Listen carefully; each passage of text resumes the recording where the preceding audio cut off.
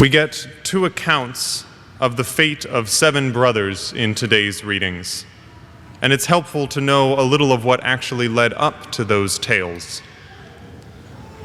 For the first reading, around 150 years before Jesus, the Seleucid Empire, the remnant of Alexander the Great's empire, controlled much of the Middle East, including Israel. And they began to force everyone in their empire to worship their gods. They unsurprisingly encountered resistance in Israel.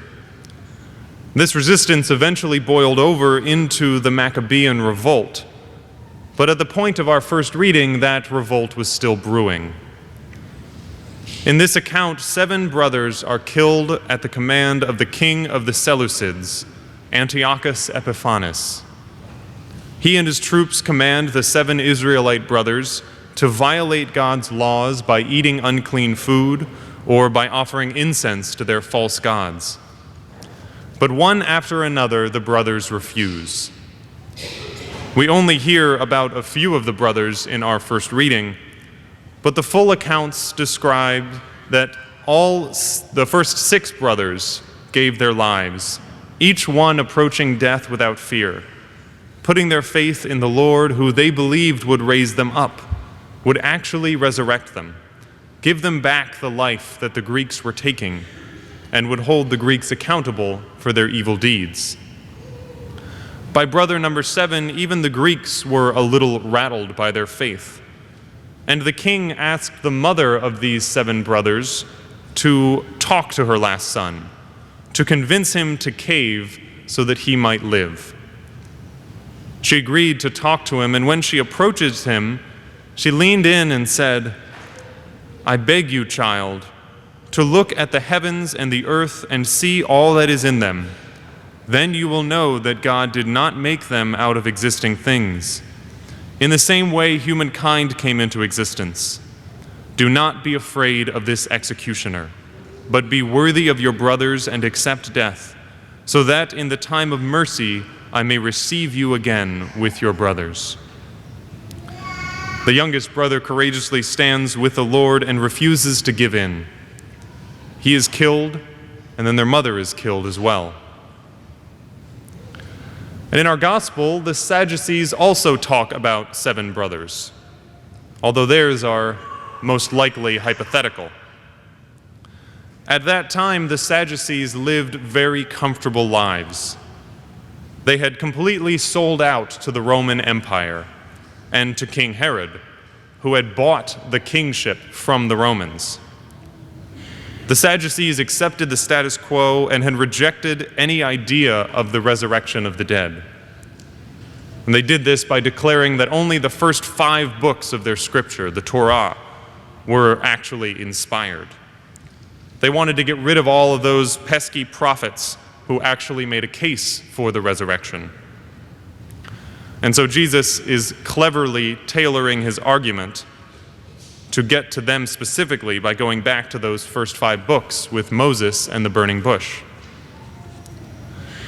But I think the church very intentionally places these 2 accounts of 7 brothers before us today. The Sadducees were all about clinging to this life, to making this life as comfortable as possible, because for them, this was all there was. But for the 7 brothers in Maccabees, their suffering was, as St. Paul says in his letter to the Corinthians, only a momentary light affliction, which was producing for them an eternal weight of glory beyond all comparison. And it's in this area where sometimes we can get a little confused. Some years ago, I saw a news report where the reporters were interviewing a Catholic. I don't remember who this was or even what the overall topic was, but at one point, one of the reporters said something like, "Isn't taking care of those in need the primary goal of the Catholic Church?" And the interviewee said, "Well, no. The primary goal of the Catholic Church is the salvation of souls." And he was right.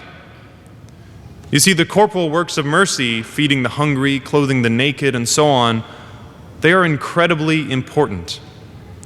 But what is more important than the physical good that they do for those in need is the good that they do spiritually for both the one who receives and the one who gives. We are not like the Sadducees, who are focused entirely on this life.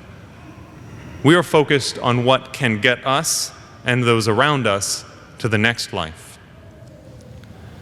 In Paul's letter to the Thessalonians that we read from today, he is addressing their fear about the end times, a fear that sometimes we're tempted to share.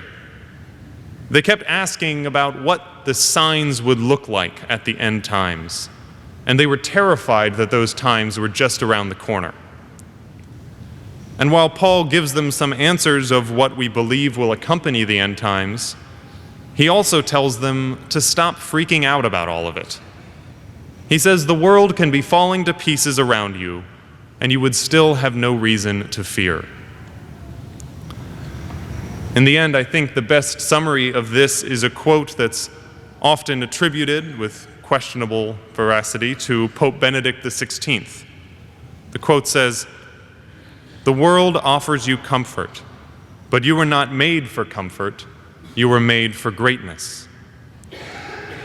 And what does he mean by greatness? Surely not earthly fame and fortune. In a quote that's definitely from Pope Benedict, he says, "Man was created for greatness, for God himself.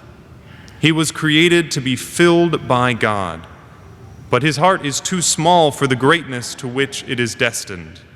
It must be stretched." We have to let our hearts be stretched, even when that process is painful or difficult.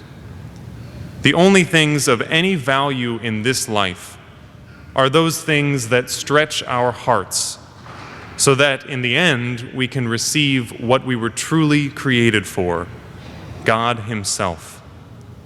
Don't settle for anything less.